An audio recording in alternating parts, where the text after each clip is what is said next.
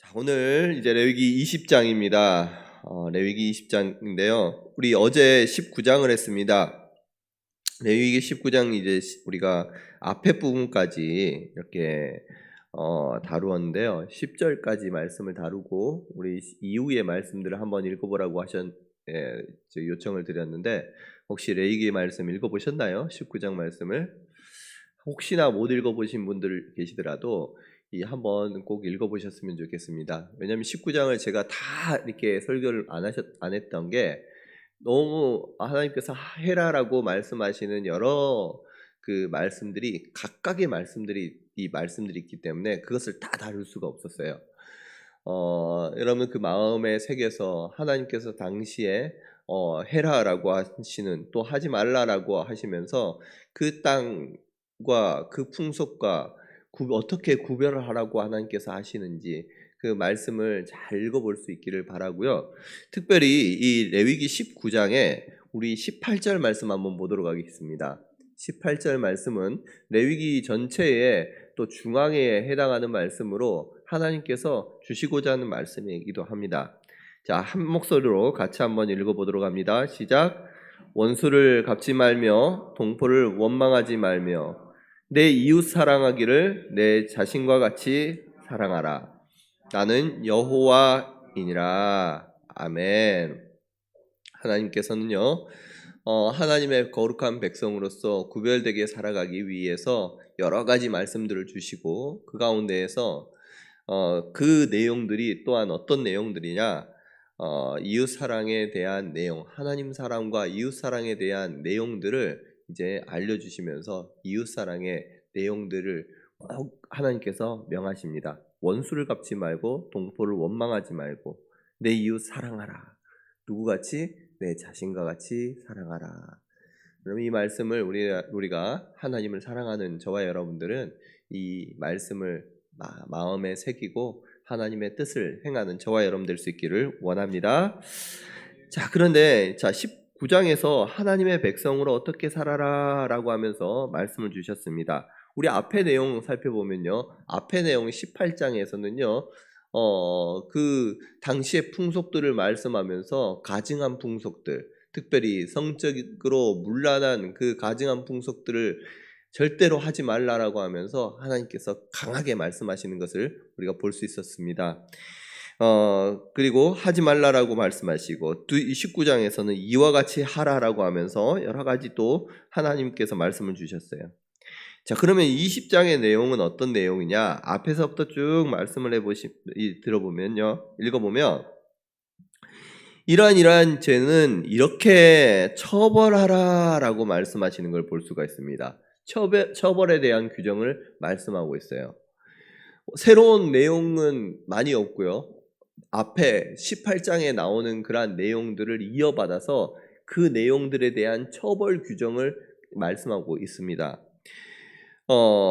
레위기 20장에 보면요, 총에서 17가지의 종류의 죄가 나옵니다. 그 중에서 10가지의 죄에 대해서 하나님께서는 반드시 죽이라라고 말씀하셔요. 나머지 7가지 그 죄는 뭐라고 하냐면 이 백성 중에서 끊으리라라고 말씀을 하십니다. 죽이는 형벌 그리고 끊어지는 형벌. 여러분 둘 다 너무너무 무섭습니다. 이스라엘 백성들에게 있어서 백성들 가운데 끊쳐진다. 하나님의 백성으로서 있다가 거기에서 끊쳐진다라는 것은요. 죽음과 다름없습니다. 결국은 하나님께서는 이와 같은 20장에 아주 그냥 강력한 그 특단의 징벌을 하나님께서 명하고 계시는 거예요. 자, 그러면 이 20장에 죽이거나 아니면은 추방되는 백성 중에서 끊어지는 그러한 중대한 범죄를 다루고 있는데 그 내용들을 살펴보면요. 어떤 내용들이 나오느냐? 첫 번째는요. 몰렉에게 자기 자녀들을 불살라주는 행위, 우상숭배 행위, 하나님께서 끊쳐지리라 말씀하시고 귀신이나 죽은 혼령과 신접하는 행위 또 그리고 부모를 저주하는 행위가 나옵니다. 그리고 간음죄와 근신상간, 각종 성범죄 이 18장에 나왔던 내용들이 여기에 나오는 거예요. 하나님께서는 이와 같은 범죄를 행한 사람들을 죽이거나 백성들 가운데 끊어내라라고 강하게 말씀하십니다. 여러분, 이 말씀을 이제 우리가 읽으면서 무엇을 우리가 생각을 해야 되느냐, 이걸 어떻게 생각해야 되는지 그 기준들을 제가 말씀해 드리려고 합니다. 우리가 먼저 우리가 알아야 될 것들을 하기 전에 오늘 말씀 보면요, 본문 말씀 보면 너희는 나의 모든 규례와 법도를 지켜 행하라 라고 말씀하시죠. 규례가 있고요, 법도가 있습니다. 규례가 뭐고 법도가 뭔가요? 혹시 이해가 되나요? 뭔지? 이 앞에 보면, 레위기에 보면 하나님의 계명이 나옵니다. 하나님께서 10계명이 주셨죠. 그리고 하나님께서 율례라는 것도 말씀해요. 너희는 율례와 규례를 지켜 행하라. 율례라는 것도 나와요. 오늘 말씀 보니까 이 규례도 나오고 법도라는 것도 나옵니다. 이 법 안에 하나님께서 계명이라는, 하나님의 10계명은 특별한 계명으로서 이거는 상위 계명입니다. 이 하나님의 명령이에요. 그리고 하나님께서 여러 가지 주시는 법이 있잖아요. 이스라엘 백성들에게 여러 가지 법을 주십니다. 그 법 안에 그것들을 이제 법이라고 한다면 사람들에게 이렇게 해라 저렇게 해라 라고 하면서 또 특별히 하지 말라라고 말씀하시는, 가르쳐 주시는 그러한 말씀들이 있어요. 그러한 하나하나의 법 조항들, 이 예를 들어서 10계명에 대한, 10계명은 너무너무 크잖아요. 뭐 하지 말라, 뭐 해라 라고 말씀해 주셨잖아요. 간음하지 말라 라고 말씀하셨는데 어떤 상황이 간음인지 말씀해 주시지 않았어요. 그 세부적으로, 아니면 안식일을 범하지 말라라고 말씀하시고 세부적으로 내용을 말씀하지 않으셨습니다. 세부적으로 안식일에는 이렇게 하지 말라 저렇게 하지 말라, 이 법에 대한 세부 내용으로서 설명해 준 것이 율례라고 해요. 자, 율례입니다. 그런데 율례는 그냥 그것을 세부적인 내용들을 설명을 해요. 하지 말라 하라. 그리고 나서 그러면 규례가 있습니다. 규례는 뭐냐? 이렇게 하면 너는 이렇게 처벌받을 거야. 이러한 이 처벌까지가 들어가면 재판장에서 너 그것은 잘못이야, 그것을 통해서 어떻게 벌받아야 돼, 그것에 대한 처벌 규정까지가 나오면은 규례라고 그래요. 그래서 앞에 우리가 18장이나 우리가 19장 같은 경우를 읽어보면 처벌 규례가 없는 것들이 참 많습니다. 그것들은 다 율례에 해당하는 거예요.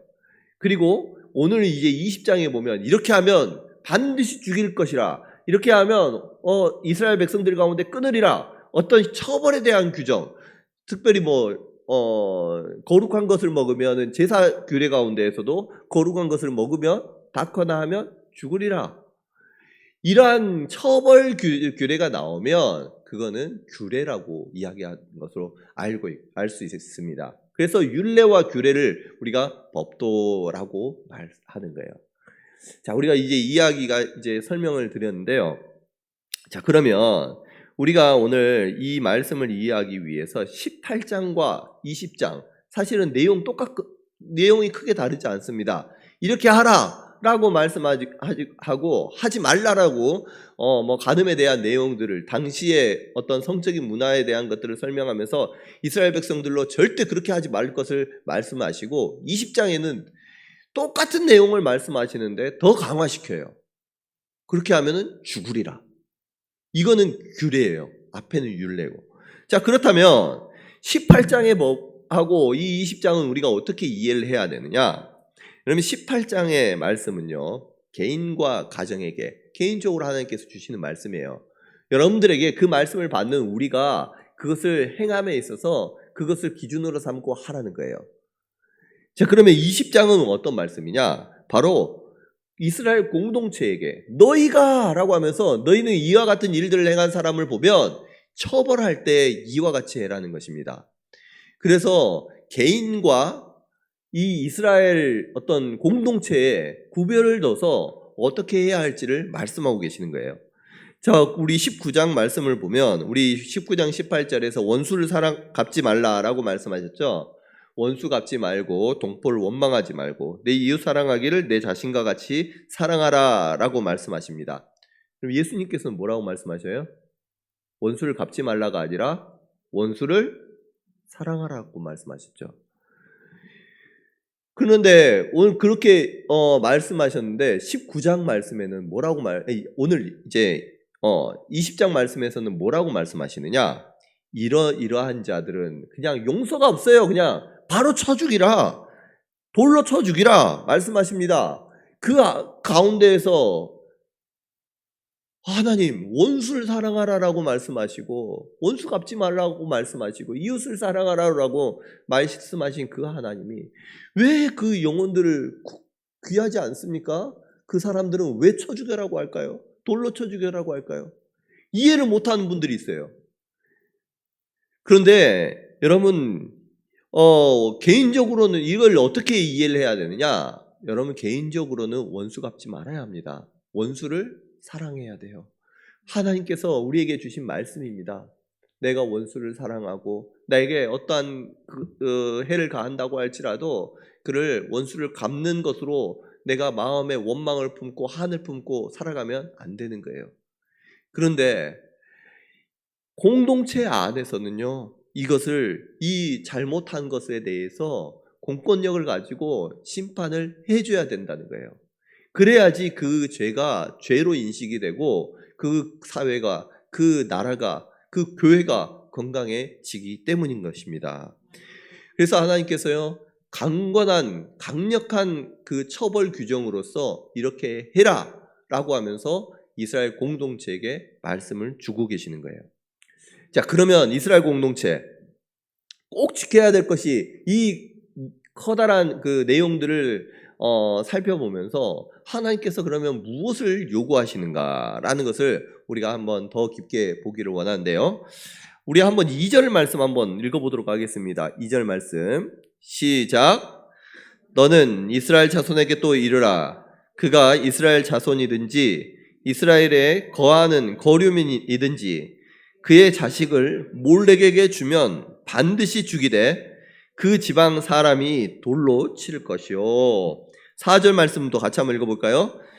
4절 5절까지 시작. 그가 그의 자식을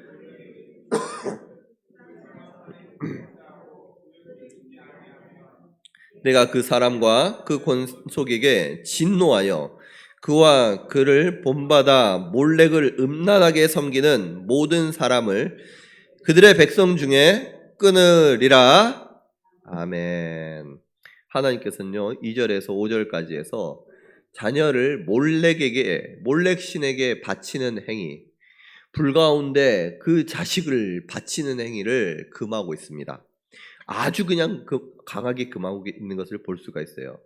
인신 제사 드리는 사람이 있으면 반드시 죽이 없어라는 거예요. 그것을 보는 사람도 없어라는 것입니다. 그런 자를 처벌하지 않으면 하나님께서 그 사람뿐만 아니라 그 가족, 그것을 보고 있는 그러한 거류민들까지도 못 본 채 한 그 사람까지도 다 진노하시겠다라고 말씀하시는 거예요. 얼마나 큰 죄입니까? 바로 하나님께서는 이 우상 숭배의 문화, 그 문화를 행하는 사람, 보는 사람, 그것을 가지고 가만히 있는 사람까지도 다 처벌하심으로써 하나님께서 진짜 원하는 것이 무엇이냐? 하나님의 거룩한 백성들이 하나님의 땅에서 그와 같은 것들을 보지도 않고 따라하지도 않고 아예 그냥 그 땅에서 없애버리기를 우리 하나님 원하시는 거예요. 그의 잘못된 행위를 하나라도 따라하는 것, 하나라도 그것을 기뻐하면서 행하는 그러한 모습들을 하나님께서 이스라엘 백성들 가운데 끊어내기를 원하신다는 것, 우리 성도님들을 향해서도 동일하게 요구하시는 것인 줄로 믿습니다. 우상 숭배에서 자녀를 이 제사 드리는 것, 제사에 제물로 드리는 그러한 모습들, 특별히 6절 말씀도 한번 볼까요? 6절은요 한번 같이 읽습니다. 시작. 접신한 자와 박수무당을 음란하게 따르는 자에게는 내가 진노하여 그를 그의 백성 중에서 끊으리니. 아멘.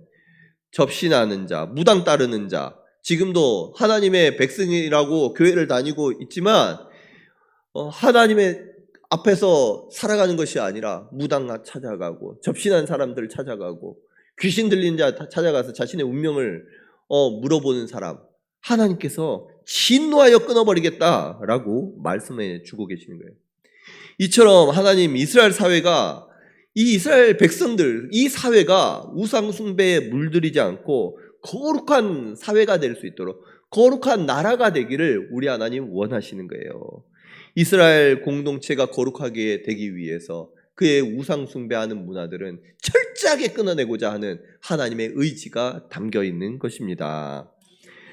여러분, 여기서 우리가 알 수 있는 것이 뭐냐면, 당시의 가나안 땅의 문화 가운데 몰렉 신에게 자기 자신을, 그러니까 자기 자녀를 제물로 올려드는 것이 당시의 문화로 아주 성행했다는 것을 알 수가 있습니다.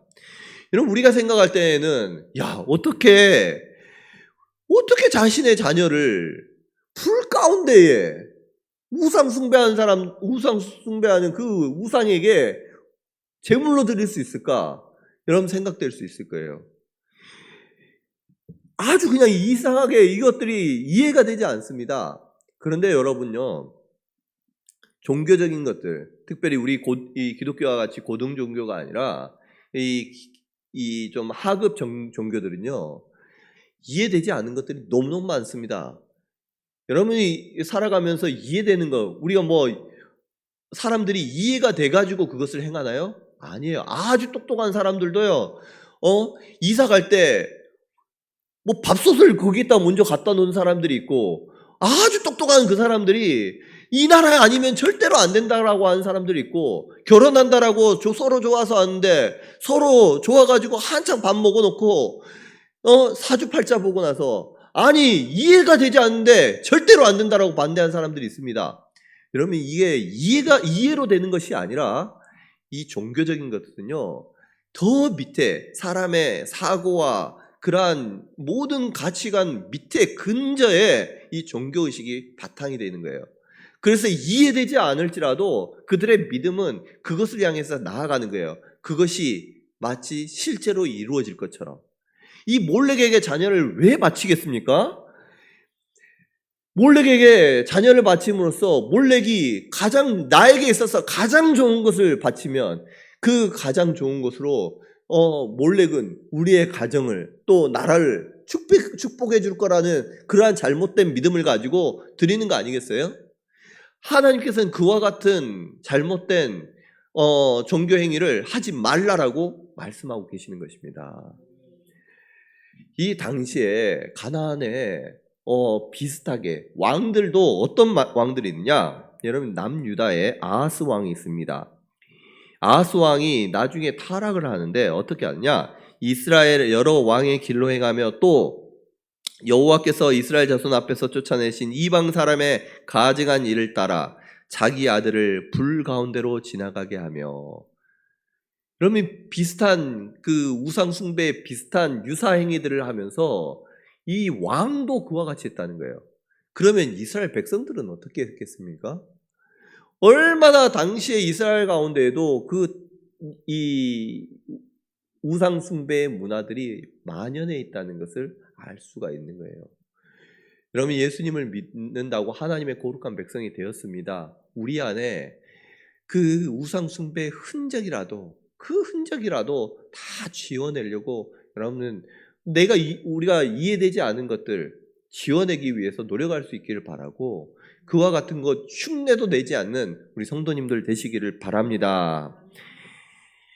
이처럼 하나님께서는요, 거룩한 이스라엘 백성들이 거룩한 사회를 이루기 위해서 악한 문화들, 악한 풍습은 철저하게 제거해라 라고 말씀하고 계시는 거예요. 둘째로 9절에서 21절까지의 말씀은요, 앞에 나왔던 18장의 여러 가지 그 내용들과 동일한 내용들이 나옵니다. 이 내용들은 하나님께서 이 이스라엘 백성들의 가정이 건강한 가정을 이룰 수 있도록 하나님께서 이러한 근친상관이나 성범죄에 관한 내용들을 엄벌하고 있는 것을 볼 수가 있어요. 우리 9절 말씀 한번 보도록 합니다. 시작.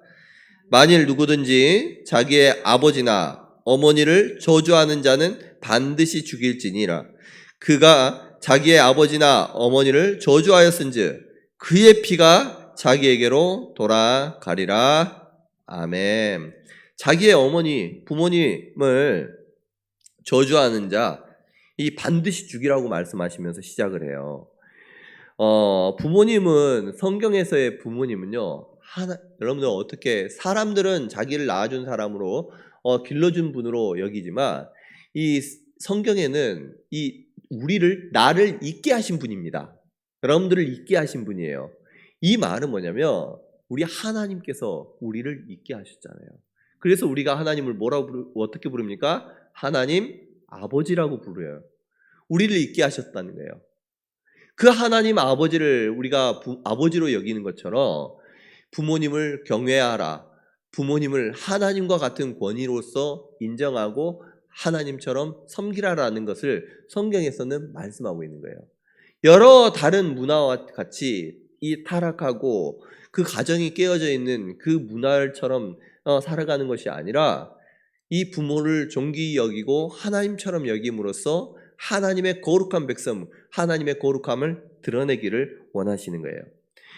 뿐만 아니라 우리 10절에서 21절 말씀, 이미 하나님께서 말씀하신 내용들입니다. 10절에 보면 간음죄가 나오고요. 11절, 12절, 14절, 17절에 근친상간의 죄를 말씀하십니다. 13절의 말씀 보면 동성애가 나오고요. 또 15절과 16절 막 수간이 나옵니다. 이런 성범죄 대부분 하나님께서 뭐라고 말씀하시느냐? 반드시 죽일지니, 반드시 죽이라고, 그들을 이스라엘 백성들 가운데 끊어내라라고 분명히 하나님께서 말씀하고 계세요. 여러분, 이 말씀이요, 단순히 성적인 범죄를 일으켰기 때문에 그것들을 더러우니까 하지 말라라는 것이 아니에요. 이러한 법을 주시는 것은, 이러한 말씀을 주시는 것은 가정을 깨트리는, 성범죄는요 가정을 깨트리는 것입니다. 가정을 깨트리는 것이기 때문에 철저하게 너희가 이와 같은 일을 행하는 사람을 죽이라, 가정을 파괴하는 일을 하지 말라라고 말씀하고 계세요. 여러분, 요즘 이 시대에도요 가정이 막 깨어집니다. 그 이유들을, 물론 이혼하는 가정도 많고 여러 가지 가정들도 많겠지만, 여러분, 그게 단순히 성격이 맞지 않아서 여러 가지 싸움을 해서 그런 것이 아니라, 다들 보면 이런 영적 간음, 또 우리 육체적 간음이 가정들마다 병들게 하고 가정들마다 썩게 만드는 거예요.